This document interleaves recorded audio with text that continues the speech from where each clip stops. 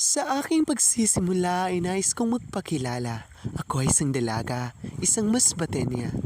Tipong nangangarap na sana, lagi na lang masaya, lagi na lang maginhawa. Na sana, wala nang kahit isang babae ang maiiwang luhaan at nag-iisa. Nung ako'y bata pa lamang na wala pang kamangmuang sa mundong ginagalawan, mga bagay sa paligid di ko halos maintindihan. Boses ni tatay kay nanay, boses ni tiyo kay tiya, boses ni lolo kay lola, boses ni kuya kay ate, boses nila sa akin. Gusto kong malaman ang mga sagot sa aking mga katanungan kung bakit ba sila ganyan sa mga kababaihan. Bakit ba? Bakit ba na kami o kay hirap niyong pakinggan? O kay hirap makisama sa mga taong akala nila'y malinis na? O kay hirap makisama sa mga tipong akala nila'y lagi silang bida at kakwenta-kwenta? O kay hirap makisama sa bawat sitwasyon na ang tingin ng karamihan ng kababaihan ay walang magagawa sa lipunan nang turing nila na kami ay mga mahihinang nilalang talaga. Bakit ganon? Bakit ganyan sila? Dahil ba'y babae kami at siyang naging rason upang kami ay inyong ibaon. Ibaon sa limot, ibaon sa lupa na dapat nang maglaho at mawala. Na kailanman di na muling magpakita. Lagi na lang ba? Lagi na lang ba na kami ang hinuhusgahan na parating sinasaktan at patuloy na tinatanggalan ng karapatan dito sa lipunan?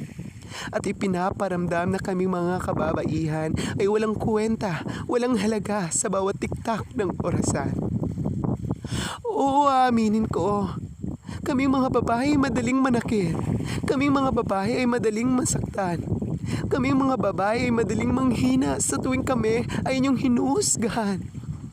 Ayaw na naming maulit pa, ayaw na naming marinig pa, ayaw ko nang pakinggan pa ang mga salitang babae ka lang, nanay ka lang, wala kang kwentang nilalang, at mga salitang masasakit sa damdamin naming mga kababaihan.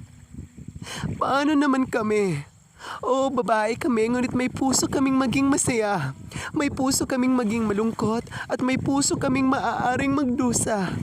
Sawang-sawa na kami sa kaiiyak, pagod na kaming makisama sa mga taong walang tiwala, nang akala nila na kaming mga babae ay wala talagang magagawa. Nais naming maramdaman na kami ay kapaki-pakinabang, na sa bawat sitwasyon mga salita namin ay inyong kailangan. Sa bawat oras na kami inyong kasama, sa kalungkutan man o kasiyahan, kami ay may ambag dito sa lipunan. At aming may papakita na kaming mga kababaihan ay meron ding kakayahan. Oo, tama kayo, babae ako. Babae ako ngunit kaya ko.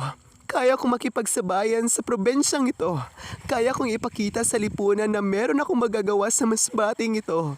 Kaya naming makipagsabayan sa bawat tiktak ng orasan. Kaya naming ipamalas sa mga kalalakihan na akala nila na kami ay mahihinang nilalang.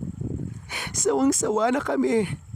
Sawang-sawa na kami na may mga babaeng naalipusta, minamaliit ng iba at ayaw na naming magdusa pa. Ayaw na naming magpatuloy ang ganitong problema na may mga babaeng minamaliit at basta-basta na lang inaalipusta. Ayaw na naming maulit pa na may mga babaeng nakahandusay sa tabi ng kalsada. At pagdating ng araw, sana, wala nang kahit isang nanay na palakad-lakad sa tabi ng kalsada na iniwan ng pamilya.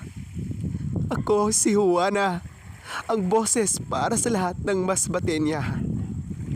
Bangon kababaihan, bangon mga nanay. Marami pong salamat.